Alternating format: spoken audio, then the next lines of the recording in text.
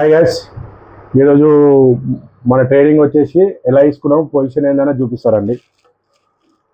ఈరోజు మనం మార్నింగ్ నుంచి వెయిట్ చేసి మధ్యాహ్నం మనకు ఒక పొజిషన్ దొరికింది. ఈరోజు మన సెటప్ అయింది, అందుకే ఇక్కడ పొజిషన్ తీసుకొని 200కి తీసుకొని 214కి అంటే 14 పాయింట్స్ క్యాప్చర్ అయింది. దాని తర్వాత మార్కెట్ చూడండి ఎట్లా హైప్లో వెళ్ళిపోయింది. మనం అనుకున్న టార్గెట్ మనం ఫిక్స్ అయి ఉన్నాం కాబట్టి మనము 10 పాయింట్స్ వచ్చి చాలనుకున్నాము. ఆ లోపల తీసేస్తే మనకు అప్పటికి 14 పాయింట్స్ వచ్చింది కాబట్టి ఓకే. ఈరోజు మన టోటల్ పిఎన్ఎల్ వచ్చేసి 2214 అంటే 2000 ఈరోజు ప్రాఫిట్లో ఉన్నాము. ఏంటంటే మెయిన్ ట్రేడింగ్ తీసుకోవడం కారణం ఏంటంటే మన ఈఎంఐ పైన సెటప్ అయింది. ఇక్కడ డోజీ అయింది, మార్కెట్లో పడిపోయి ఇట్లా డోజీ అయింది కాబట్టి మనము ఇక్కడ అసలు ఇంకో డోజీ అయినాక ఇక డైరెక్ట్ పొజిషన్ తీసుకొని ఈరోజు మన ఇక్కడికి ట్రేడింగ్ క్లోజ్ చేసేసాము అనమాట. ఇది ఓన్లీ ఒకటే తీసుకున్నాను ట్రేడింగ్, ఓన్లీ ఒకటే ట్రేడింగ్. మన 2 లాట్లు తీసుకున్నాను. 2 లాట్లు తీసుకొని మన ప్రాఫిట్ వచ్చేసి 2200. మీరు కూడా ట్రేడింగ్ చేయాలనుకుంటే మెయిన్ కావాల్సింది ఒక సెటప్, ఒక స్ట్రాటజీ, మైండ్ సెట్.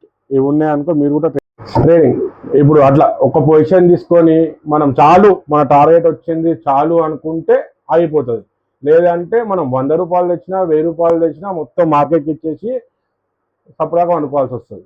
అదేదో మనకు అసలు మనం అనుకున్న టార్గెట్ ఒకటి ఫిక్స్ మనం ఇప్పుడు ఒక ట్రేడ్ తీసుకుంటున్నాం అనుకుంటే ఫస్ట్ మనం ఫిక్స్ అయిపోవాలి. అరే నాకు ఒక 5 రూపాయలు లాసు 10 రూపాయలు లాభం, అనే నాకు 500 లాసు ఒక 1000 రూపాయలు లాభం, రైట్. దాని తర్వాత మార్కెట్ ఏదన్నా అది పైకి పోతుందా కిందికి పోతుందో మనకు సంబంధం లేదు.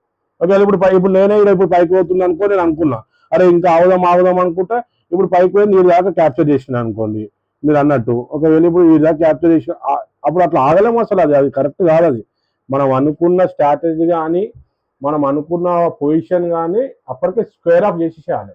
లేదంటే అసలు ఆలోచించవద్దు. ఇక మనం ఒకవేళ లాస్ వచ్చేది 500 అంటే సిస్టమ్ బంద్ చేసేయాలి, వెళ్ళిపోవాలి. మనం లాభం వచ్చిందన్నా కానీ సిస్టమ్ బంద్ చేసేయాలి, వెళ్ళిపోవాలి. అట్లుంటేనే దీని నుంచి ఆలోచించాలి ఫస్ట్ ఆఫ్ ఆల్. లేదంటే లేదురా ఇంకో 100 రూపాయలు ఎరుగుతుంది 100 రూపాయలు ఎరుగుతుంది అనుకున్నాం అనుకో 1000 రూపాయలు రిటర్న్ ఇచ్చి పోతాం. అందుకని చెయ్యండి, ఎవరైనా చేయొచ్చు. మిడిల్ క్లాస్ చేయొచ్చు, పైసలు ఉన్న వాళ్ళు చేయొచ్చు, లేని వాళ్ళు చేయొచ్చు. ఏంటంటే మన బ్యాక్ సపోర్ట్ ఏంది, మనకు ఇంత ఖర్చు పోతే ఎంత ప్రాబ్లం ఉంటుంది అవన్నీ నేను ఇంకా ముందు చెప్తూ ఉంటా. ఇప్పుడైతే నేను తీసుకున్న పొజిషన్ అది, మీరు కూడా చేయొచ్చు.